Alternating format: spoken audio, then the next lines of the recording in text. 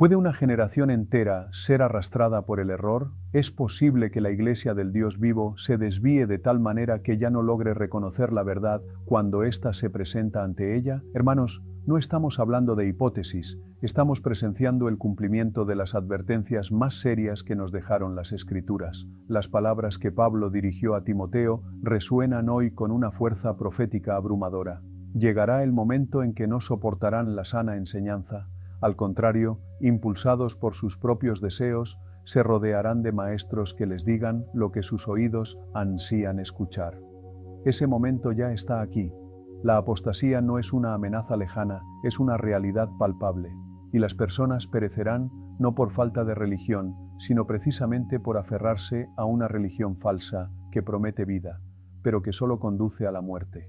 Este mensaje no es una exageración alarmista, es un llamado apremiante a despertar del letargo espiritual antes de que sea irreversible. Las Escrituras son diáfanas en su diagnóstico del peligro que nos acecha. Cuando Jesús advirtió en Mateo 24:11 que muchos falsos profetas se levantarán y engañarán a muchos, no describía un escenario marginal que afectaría solo a los ingenuos o a los débiles en la fe. Señalaba una crisis que impregnaría al cristianismo profesante en su totalidad. La palabra muchos aparece una y otra vez en ese discurso apocalíptico de nuestro Señor, y no es por casualidad. Muchos serán engañados, muchos tropezarán, muchos se traicionarán entre sí. El peligro no es periférico, es masivo, generalizado y de proporciones catastróficas. Permítanme ser completamente claro sobre lo que esto implica. No estamos discutiendo meras diferencias de interpretación teológica o variaciones legítimas en la práctica eclesial.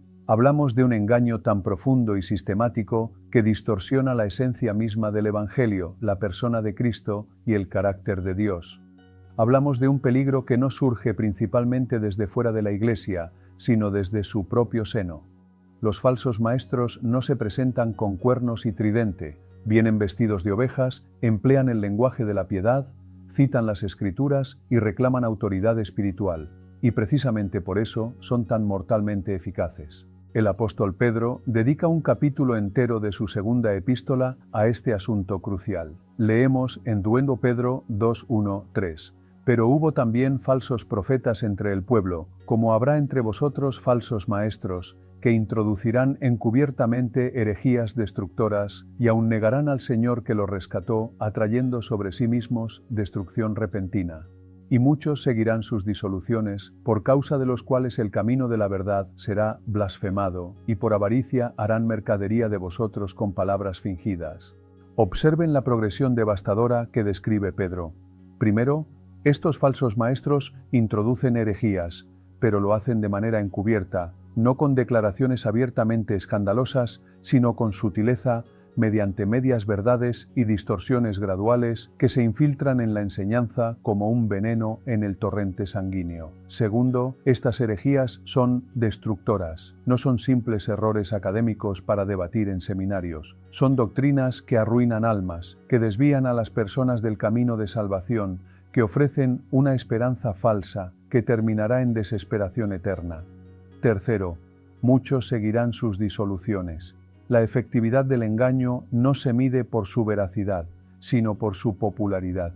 Los falsos maestros atraen multitudes precisamente porque su mensaje se acomoda a los deseos carnales del corazón humano caído. Y cuarto, por causa de los cuales el camino de la verdad será blasfemado. El daño no se limita a quienes siguen el error. El Evangelio genuino es difamado, la reputación de Cristo es manchada y el testimonio de la Iglesia queda comprometido ante un mundo que observa.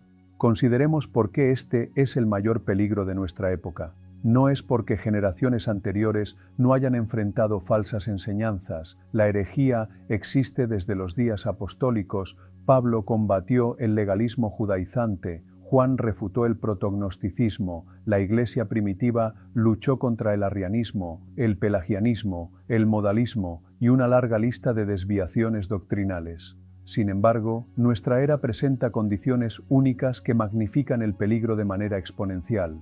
Primero, vivimos en una época de saturación mediática sin precedentes. Un falso maestro ya no necesita viajar de ciudad en ciudad para difundir su error. puede alcanzar a millones de manera instantánea a través de la televisión, Internet y las redes sociales. La escala potencial del engaño es incomparablemente mayor que en cualquier época anterior. Segundo, y más preocupante aún, vivimos en una cultura que ha abandonado por completo la noción misma de verdad objetiva. El relativismo posmoderno no es solo una filosofía académica, es el aire que respira nuestra generación. Cuando Jesús dijo, «Yo soy el camino, la verdad y la vida», estaba haciendo una afirmación de exclusividad absoluta que choca frontalmente contra la mentalidad contemporánea. Hoy, decir «esto es verdad» y aquello es error se considera intolerante, arrogante e incluso peligroso. Esta erosión del concepto de verdad ha penetrado profundamente en la Iglesia, produciendo una generación de cristianos incapaces de distinguir entre la doctrina sana y el error, porque han perdido las categorías mentales para hacerlo. Tercero, hemos sido testigos de un cambio sísmico en la autoridad funcional dentro del cristianismo.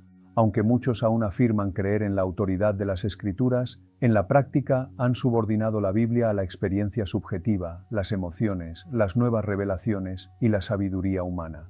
Cuando la palabra de Dios deja de ser la autoridad final y suficiente, la puerta queda abierta de par en par para cualquier viento de doctrina, y los vientos que soplan hoy son auténticos tornados destructivos.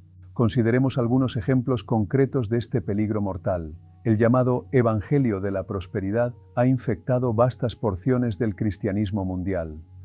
Predicadores carismáticos proclaman que Dios quiere que todos los creyentes sean ricos, sanos y exitosos, y que la fe es la herramienta para obtener estas bendiciones. Citan versículos fuera de contexto, tergiversan promesas del antiguo pacto y reducen a Dios a un genio cósmico que existe para cumplir nuestros deseos. Millones siguen este falso evangelio, sembrando sus escasos recursos en las arcas de predicadores multimillonarios, esperando una cosecha que nunca llega.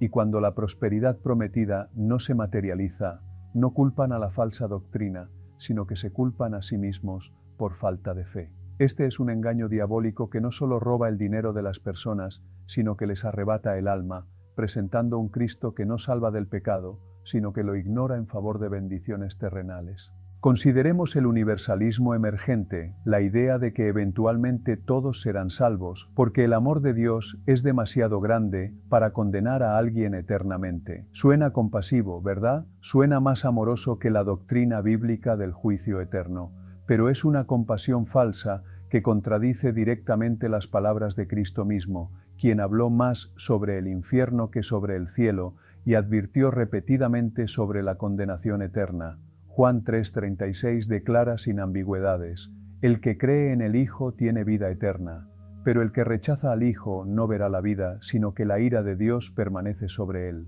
El universalismo elimina la urgencia del Evangelio, destruye la necesidad de la cruz y, en última instancia, convierte a Cristo en un mentiroso. Hermanos, las personas perecerán, no físicamente en primera instancia, aunque el engaño espiritual tiene consecuencias físicas devastadoras. Perecerán espiritualmente, morirán eternamente. Pasarán de esta vida a la siguiente sin Cristo, sin esperanza, sin perdón, y experimentarán la justicia eterna de un Dios santo, al cual ofendieron con su pecado y rechazaron en su gracia. Y muchos de ellos morirán creyendo que eran cristianos, creyendo que su religión era suficiente, creyendo que su decisión de aceptar a Jesús sin un arrepentimiento genuino era válida, creyendo que podían vivir como quisieran porque Dios entiende o porque ya fui salvo. Este es el peligro más aterrador de todos, no el ateísmo franco, sino la religión falsa que se disfraza de cristianismo auténtico.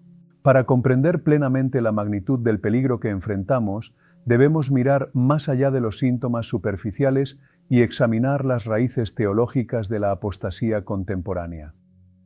La falsa doctrina no surge en el vacío, es el resultado inevitable de abandonar principios fundamentales que han anclado la fe cristiana ortodoxa durante 2 milenios, y el primer abandono, el más catastrófico de todos, es el rechazo de la autoridad absoluta e inerrante de las Escrituras. El apóstol Pablo escribió a Timoteo estas palabras solemnes en 2 Timoteo 3, 16, 17. Toda la Escritura es inspirada por Dios y útil para enseñar, para redarguir, para corregir, para instruir en justicia, a fin de que el hombre de Dios sea perfecto, enteramente preparado para toda buena obra.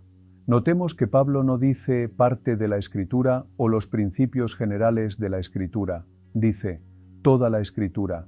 Y la razón por la cual toda la Escritura es autoritativa es porque toda ella es inspirada por Dios, literalmente exhalada por Dios. Estos no son los pensamientos religiosos de hombres piadosos que especularon sobre Dios, son las palabras mismas de Dios, comunicadas a través de instrumentos humanos que escribieron exactamente lo que el Espíritu Santo quiso que escribieran. Sin embargo, la doctrina de la inerrancia bíblica está bajo un asalto masivo en nuestros días, no solo desde círculos académicos liberales donde siempre ha sido rechazada, sino ahora desde dentro del mismo evangelicalismo.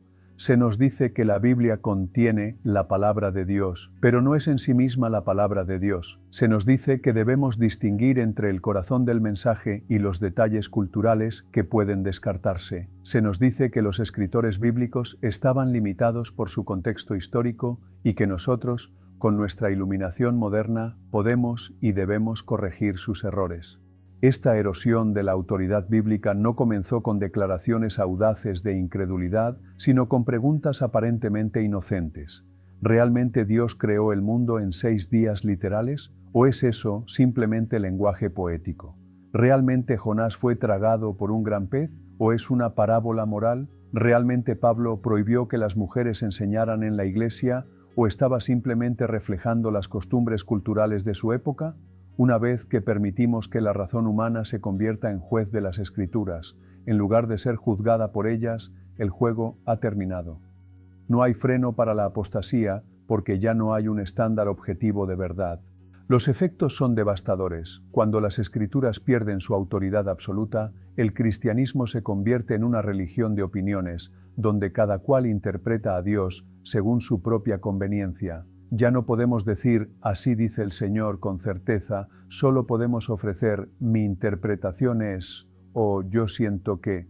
La predicación pierde su filo profético y se convierte en terapia motivacional con lenguaje religioso.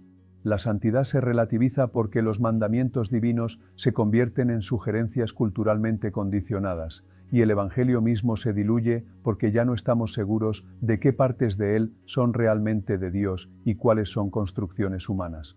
El segundo abandono fundamental es el rechazo de la doctrina del pecado. Vivimos en una era que ha patologizado el pecado, convirtiéndolo en disfunción psicológica, trauma no procesado, desequilibrio químico o producto de sistemas sociales opresivos, cualquier cosa excepto rebelión moral contra un Dios santo. El vocabulario mismo ha cambiado. Ya no hablamos de pecado, sino de errores, malas decisiones, adicciones o luchas. Y este cambio lingüístico refleja un cambio teológico profundo. Pero las Escrituras no son ambiguas sobre este tema. Romanos 3, 10, 18 ofrece un diagnóstico devastador de la condición humana caída. Como está escrito, no hay justo ni aun uno, no hay quien entienda, no hay quien busque a Dios. Todos se desviaron, a una se hicieron inútiles, no hay quien haga lo bueno, no hay ni siquiera uno. Sepulcro abierto es su garganta, con su lengua engañan. Veneno de áspides hay debajo de sus labios, su boca está llena de maldición y de amargura, sus pies se apresuran para derramar sangre. Quebranto y desventura hay en sus caminos, y no conocieron camino de paz. No hay temor de Dios delante de sus ojos. Este retrato del hombre caído no es halagador, no es políticamente correcto, pero es bíblicamente preciso. Y aquí está el punto crucial. Si no comprendemos la gravedad del pecado, no podemos comprender la necesidad de la cruz. Si los seres humanos son básicamente buenos pero necesitan un poco de ayuda, entonces Cristo murió innecesariamente. Si nuestro problema es principalmente ignorancia o victimización, entonces lo que necesitamos es educación y terapia, no expiación.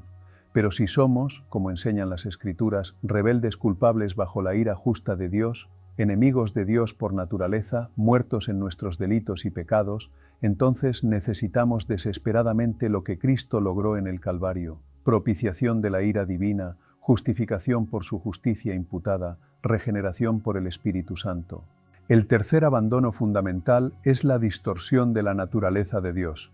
La generación contemporánea ha creado un ídolo al que llama Dios, un abuelo cósmico e indulgente que existe principalmente para afirmar nuestra autoestima, bendecir nuestras decisiones y nunca, jamás, juzgarnos o confrontarnos. Este falso Dios no tiene ira, no tiene justicia, no tiene santidad que demande satisfacción, solo tiene amor, y es un amor sin estándares, sin juicio, sin consecuencias. Pero el Dios de las Escrituras es categóricamente diferente. Sí, Dios es amor. 1 Juan 4:8 lo declara explícitamente. Pero ese mismo apóstol también escribió en 1 Juan 1:5, Dios es luz y no hay ningunas tinieblas en él. La santidad de Dios no es una de sus características, es la suma de todas sus perfecciones. Es lo que hace que su amor sea glorioso, su gracia asombrosa, su misericordia preciosa. Un amor sin santidad no es amor divino, es sentimentalismo humano proyectado hacia el cielo. Más aún, las Escrituras presentan inequívocamente a Dios como juez. Hebreos 10:30-31 nos advierte: pues conocemos al que dijo, mía es la venganza, yo daré el pago, dice el Señor. Y otra vez, el Señor juzgará a su pueblo. Horrenda cosa es caer en manos del Dios vivo. Notemos el lenguaje. Horrenda cosa. No reconfortante, no terapéutico, horrendo. Porque el Dios Santo, que arde en justicia contra el pecado, es infinitamente más formidable de lo que nuestras imaginaciones domesticadas pueden concebir. Cuando distorsionamos la naturaleza de Dios, distorsionamos todo. Distorsionamos el Evangelio porque ya no entendemos de qué necesitamos ser salvos. Distorsionamos la adoración porque ya no sabemos a quién estamos adorando. Distorsionamos la ética porque hemos perdido el fundamento objetivo del bien y el mal. Y distorsionamos la esperanza porque hemos reemplazado la esperanza bíblica de la redención consumada con una esperanza humanista de autorrealización. Hermanos, estos no son debates académicos abstractos, son cuestiones de vida o muerte eterna. Cada domingo, millones de personas se sientan en edificios que se llaman iglesias, escuchan mensajes que suenan vagamente cristianos, cantan canciones que mencionan a Jesús y salen sin haber encontrado al Dios verdadero o al Cristo bíblico. Se les ha dado religión, pero no regeneración. Se les ha dado moralidad, pero no redención. Se les ha dado afirmación, pero no transformación. Y el resultado, a menos que Dios intervenga soberanamente, será su condenación eterna. La pregunta que debe resonar en nuestros corazones es esta: ¿estamos contribuyendo al problema o a la solución? ¿Estamos perpetuando el engaño con nuestro silencio, nuestra complacencia, nuestra negativa a confrontar el error? ¿O estamos dispuestos a ser como los profetas del Antiguo Testamento, como los apóstoles del Nuevo, como los reformadores a través de la historia, que se mantuvieron firmes en la verdad sin importar el costo, porque el costo de no hacerlo es incalculablemente alto? Es el costo de almas eternas. Si queremos navegar fielmente a través de esta era de engaño masivo, debemos equiparnos con discernimiento bíblico. No podemos depender de nuestras emociones, nuestras experiencias o nuestras preferencias personales para identificar la verdad y el error. Necesitamos criterios objetivos, y las Escrituras nos proporcionan exactamente eso. Examinemos los marcadores bíblicos que distinguen la enseñanza fiel de la falsa doctrina. El primer criterio fundamental es este: ¿el mensaje exalta a Cristo o exalta al hombre? La distinción no podría ser más crucial. El Evangelio genuino es fundamentalmente cristocéntrico. Pablo declaró en 1 Corintios 2:2, «Pues me propuse no saber entre vosotros cosa alguna, sino a Jesucristo y a este crucificado». Toda la predicación apostólica giraba alrededor de la persona y obra de Cristo, su encarnación, su vida perfecta, su muerte sustitutiva, su resurrección victoriosa, su ascensión gloriosa, su intercesión presente, su regreso prometido. Cristo era el principio, el medio y el fin del mensaje. En contraste, gran parte de la predicación contemporánea es antropocéntrica, centrada en el hombre. El sermón típico gira alrededor de cómo ser más feliz, más exitoso, más realizado, cómo mejorar tu matrimonio, criar mejores hijos, avanzar en tu carrera, alcanzar tus sueños. Y sí, las Escrituras hablan a todas estas áreas de la vida, pero nunca como el enfoque central. Cuando el hombre se convierte en el héroe de la historia en lugar de Cristo, cuando nuestras necesidades se vuelven más importantes que la gloria de Dios, cuando la predicación se convierte en consejos de autoayuda con versículos bíblicos espolvoreados encima, hemos abandonado el Evangelio apostólico. Jesús mismo confrontó esta tendencia en Juan 5, 39, 40, cuando reprochó a los líderes religiosos de su época: «Escudriñáis las Escrituras, porque a vosotros os parece que en ellas tenéis la vida eterna, y ellas son las que dan testimonio de mí, y no queréis venir a mí para que tengáis vida». Ellos estudiaban la Biblia meticulosamente, pero se perdieron completamente su propósito central: señalar hacia Cristo. Es posible conocer la Biblia intelectualmente sin conocer al Cristo de la Biblia salvíficamente, y en nuestros días es posible sentarse bajo predicación bíblica semana tras semana sin nunca encontrar genuinamente al Salvador. El segundo criterio es: ¿el mensaje confronta el pecado o lo minimiza? La predicación fiel nunca es cómoda, porque el Evangelio comienza con malas noticias antes de llegar a las buenas. Juan el Bautista, el precursor de Cristo, no comenzó su ministerio diciendo: «Dios tiene un plan maravilloso para tu vida». Comenzó gritando: «Generación de víboras, ¿quién os enseñó a huir de la ira venidera? Haced, pues, frutos dignos de arrepentimiento». Jesús comenzó su ministerio proclamando: «Arrepentíos, porque el reino de los cielos se ha acercado». Pedro, en Pentecostés, no halagó a su audiencia, les dijo: «A Jesús, a quien vosotros crucificasteis, Dios le ha hecho Señor y Cristo». Y cuando sus corazones fueron compungidos, les ordenó: «Arrepentíos y bautícese cada uno de vosotros».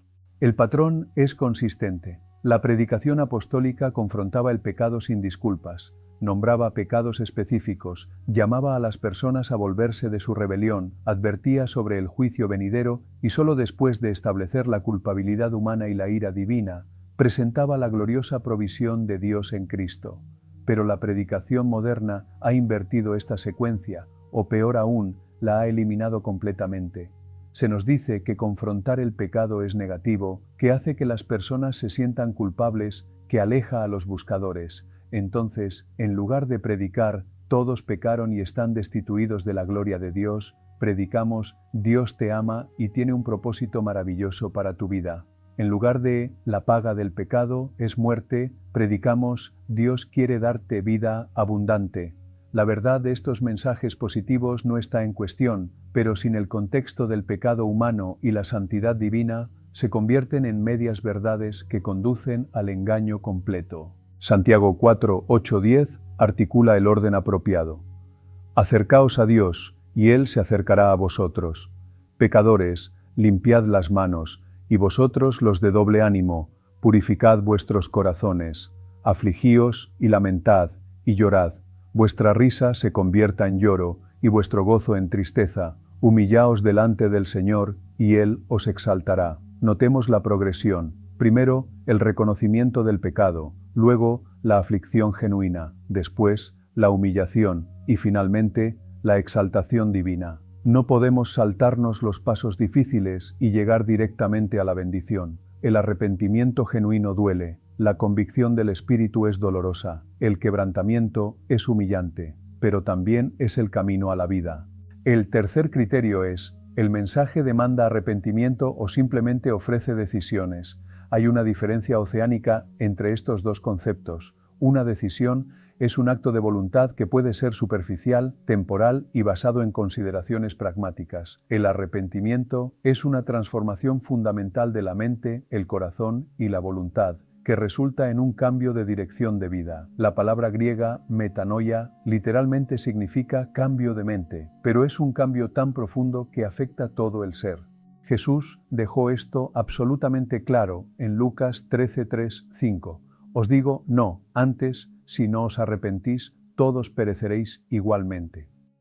Notemos que repite la advertencia 2 veces en 3 versículos para enfatizar su importancia. El arrepentimiento no es opcional, es imperativo, no es una de varias formas de venir a Cristo, es la única forma, y no es un evento de una vez, es la postura de toda una vida. El cristiano genuino es alguien que ha sido traído a un estado de arrepentimiento continuo, donde su respuesta normal al pecado ya no es excusarlo o racionalizarlo, sino confesarlo y volverse de él. Sin embargo, gran parte del evangelismo contemporáneo ha reducido la conversión cristiana a hacer una decisión por Jesús. Se invita a las personas a aceptar a Cristo como si estuvieran en posición de hacerle un favor a Dios. Se les dice que inviten a Jesús a su corazón, usando una fórmula que no aparece en ninguna parte de las Escrituras. Se les asegura salvación instantánea basada en una oración repetida, sin ningún examen de si ha habido genuino arrepentimiento del pecado y fe salvadora en Cristo. El resultado es predecible y catastrófico. Multitudes tienen una falsa seguridad de salvación basada en un momento emocional o una decisión superficial que no fue acompañada por el nuevo nacimiento. Creen que son cristianos porque levantaron una mano en una campaña evangelística, caminaron por un pasillo, firmaron una tarjeta de decisión o repitieron una oración, pero sus vidas permanecen fundamentalmente inalteradas. No hay hambre por la palabra de Dios. No hay amor por la Iglesia, no hay pasión por la santidad, no hay poder sobre el pecado, y cuando se les cuestiona sobre su condición espiritual, responden indignados: por supuesto que soy cristiano, tomé la decisión hace años. Hermanos, una decisión sin arrepentimiento no salva a nadie. Puede producir religión, pero no regeneración. Puede producir moralidad reformada, pero no una naturaleza transformada. Puede producir actividad religiosa, pero no vida espiritual. Y en el día del juicio, cuando muchos digan: Señor, Señor, ¿no profetizamos en tu nombre, y en tu nombre echamos fuera demonios, y en tu nombre hicimos muchos milagros? Jesús responderá con palabras devastadoras: Nunca os conocí. Apartaos de mí, hacedores de maldad. La profesión sin posesión, la decisión sin discipulado, la fe sin frutos, estas son las marcas del cristianismo falso que conduce a la condenación eterna. El cuarto criterio es: el mensaje llama a negarse a sí mismo o promete autorrealización. Jesús fue inequívoco en Lucas 9:23. Si alguno quiere venir en pos de mí, niéguese a sí mismo, tome su cruz cada día y sígame. Este no es lenguaje de autorrealización, es lenguaje de autocrucifixión. La cruz no es una joya decorativa que colgamos alrededor del cuello, es un instrumento de ejecución. Tomar la cruz significa morir, morir a nuestros derechos, nuestros deseos, nuestros planes, nuestra agenda. Significa crucificar el yo con sus pasiones y deseos y vivir ahora no para nosotros mismos, sino para aquel que murió y resucitó por nosotros. Este mensaje está completamente ausente de gran parte de la predicación contemporánea, que promete que seguir a Jesús mejorará tu vida, te hará más exitoso, te dará paz y felicidad. Y en el sentido más profundo y eterno, esto es cierto. Pero Jesús nunca prometió que el camino sería fácil. De hecho, prometió exactamente lo opuesto: tribulación, persecución, rechazo. Pablo escribió en 2 Timoteo 3:12: Todos los que quieren vivir piadosamente en Cristo Jesús padecerán persecución. No dijo algunos o la mayoría, dijo todos. La vida cristiana fiel inevitablemente resultará en sufrimiento, porque el mundo odia a Cristo y odiará a quienes le pertenecen. Entonces, cuando escuchemos mensajes que prometen bendición sin costo, éxito sin sacrificio, corona sin cruz, debemos reconocerlos como falsos evangelios que presentan un Cristo truncado y una salvación barata que no puede salvar a nadie.